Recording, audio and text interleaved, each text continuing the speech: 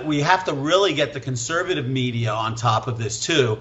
I don't think I've seen anything on Fox News about Miles, certainly nothing extensive, right? There needs to be really somebody who's going to say, look, what's happening to this man is not right. This is like Nelson Mandela. This is like what they were doing to Gandhi, what the British government were doing to Gandhi. They really have to start comparing him to earlier versions of people who were fighting tyranny and were then thrown into jail. That's exactly what's happening here. So the conservative media has not done a great job of covering this story. And that's why this morning I was on the phone with InfoWars, standing up for Miles and talking about how outrageous the things are that are being done to him.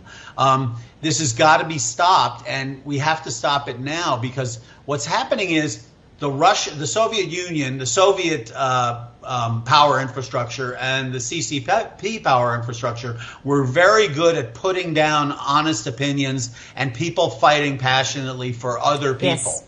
Right? There are a few people in charge of millions of people, or in the case of China, billions, and it's really something that's quite evil.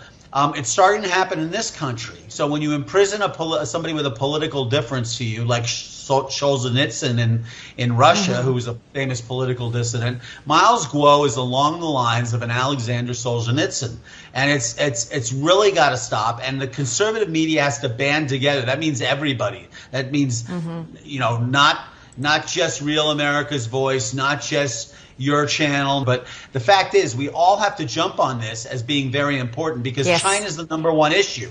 We don't survive if we get transgenderism out of our schools. That would be great.